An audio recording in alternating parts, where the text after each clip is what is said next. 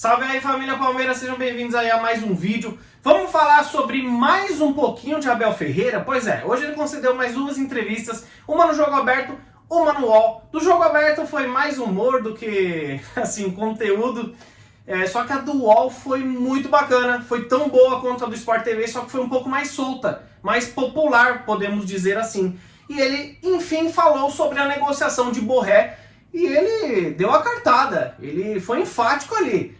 Ele disse assim: eu não vou esperar muito por Borré. Quando pedi minha esposa em casamento, não demorou 2 meses para responder. Comprei o anel, fiz o que tinha que fazer e pedi. Ela disse que queria. Há decisões que precisamos tomar. Ou seja, torcedor, a crítica na novela Borré não é em cima do Anderson Barros. Não é em cima da diretoria do Palmeiras. É em cima da negociação partida do clube argentino. Parece que entre Palmeiras e Borré está tudo certo, Borré já aceitou tudo. Porém, River Plate quer uma compensação financeira que o Palmeiras não está disposto a pagar, porque em junho ele viria de graça. Os seus empresários, no entanto, têm que resolver com o River Plate. Que deu o valor da multa, eu não sei o que vai ser resolvido. Só que Abel Ferreira foi preciso, algo que a gente cobrava muito do Maurício Gagliotti. Eu até acho e entendo que ele quer se preservar em muitas negociações, mas tem que ir na mesa mesmo, igual o Abel Ferreira foi hoje, e falar assim: ai, ô Borré, quer jogar no Palmeiras? Quer, não quer, fora. Ah, mas não é culpa do jogador, é culpa do clube. Então, se resolva com o clube ou fim de negociação e vamos partir para outros. Eu penso assim. Enfim, Abel Ferreira falou sobre o Borré. Quer contar com o atleta? Quer. É pedido dele? Sim, quem não queria? Só que também não vai ficar esperando muito mais. Inclusive, ao ser questionado pela Renata Fã lá no Jogo Aberto, se o Abel gostaria de ter Borré, Gabigol, o Vidia do Boca Juniors, entre outros atacantes, para tentar descobrir se ele falaria do Borré, ele falou: não, eu quero que o Luiz Adriano volte mais forte possível para continuar nos ajudando. Meu atacante é o Luiz Adriano. Ele sempre é muito defensor do elenco que tem, né?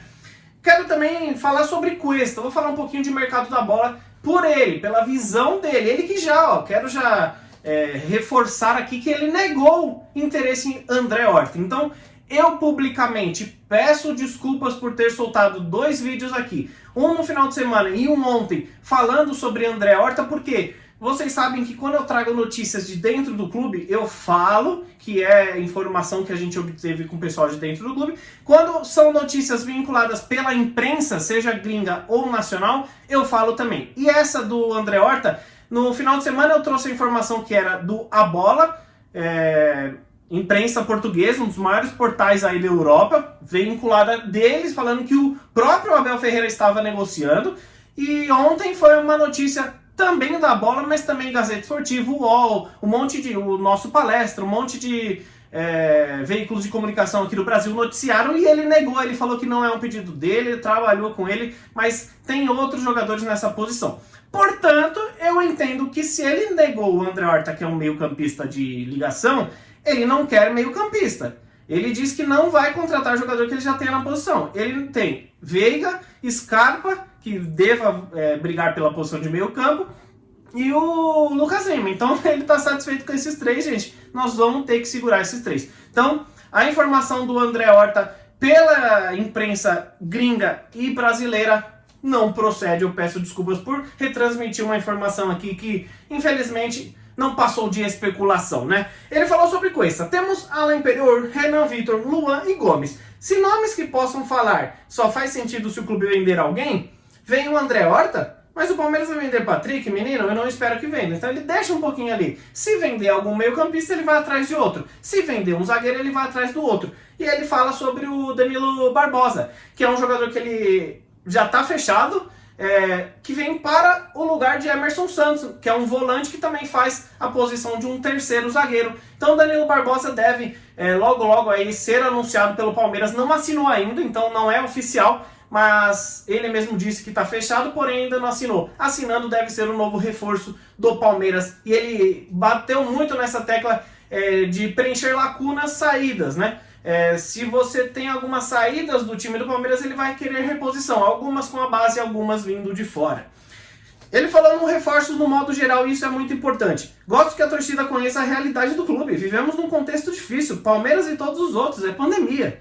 Quando ganha, a expectativa aumenta. Eu quero Cristiano Ronaldo, Messi, os melhores, mas no contexto temos que pensar bem no que fazer. Então ele citou que tudo que o Palmeiras fez para não demitir funcionários, para preservar o bem-estar daqueles que ganhavam poucos, enfim, foi algo a se pensar muito lá na frente.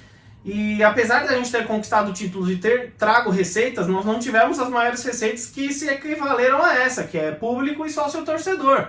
Ou seja, não dá para ficar exigindo muitos reforços, entendeu? Então, esse é o pedido dele. Ele falou assim, se vender eu quero outro, mas se não vender ninguém, vai ser um ou outro reforço pontual. Ele também falou sobre o Vitor Luiz, né? Ele disse que fomos buscar o Vitor Luiz no Botafogo de volta. Era uma posição que pensávamos. Analisamos o perfil também com o Esteves. Reconhecemos ao Vitor competência para fazer parte do elenco. E se calhar, não é preciso investir em outro lateral, a não ser que venha do Vinha. Ele queria um outro lateral esquerdo porque perderemos o Vinha por muitos jogos na temporada. Teremos aí, como eu disse, Copa América e Olimpíadas que o Vinha ficará meses afastado do time do Palmeiras.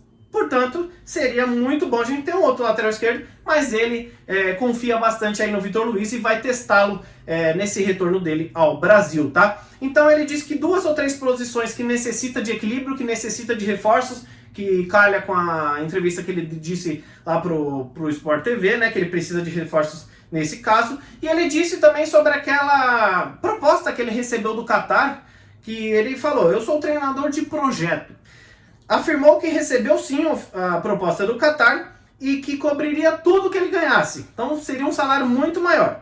Porém, ele conversou com o presidente e o Gagliotti aceitou. Se ele aceitasse a proposta, ele sairia. E o Gagliotti não aceitou. O Gagliotti falou, não, eu quero que você fique aqui. E ele ficou.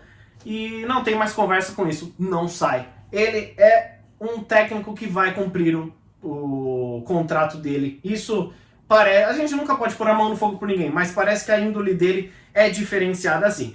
E por último, sobrou para o técnico Jorge Sampaoli. Na verdade, não foi uma crítica ou uma indiretinha para ele, mas ele usou o exemplo dele e isso é nítido para todo mundo, a carapuça serviu, creio eu. Porque ele fala assim, não adianta eu ficar vindo aqui pedindo reforço, porque tem técnico aí que pede, aí contrata, não ganha nada e vai embora. Ou seja, isso foi o Sampaoli, né? Que passou todo o período dele de Santos pedindo reforço. Santos trouxe algumas peças, mas não conseguiu dar tudo que ele queria, estava quebrado. Aí ele foi pro Galo, né? Ele quis ir pro Flamengo, não quis ir pro Palmeiras, aí foi pro Galo, contratou e não ganhou nada.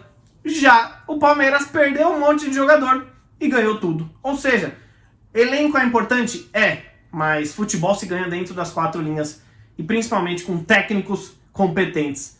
E o Abel Ferreira é esse técnico aí, bem competente. Tamo junto, família. Se inscreva, deixe seu like para fortalecer. Um abraço e tudo de bom.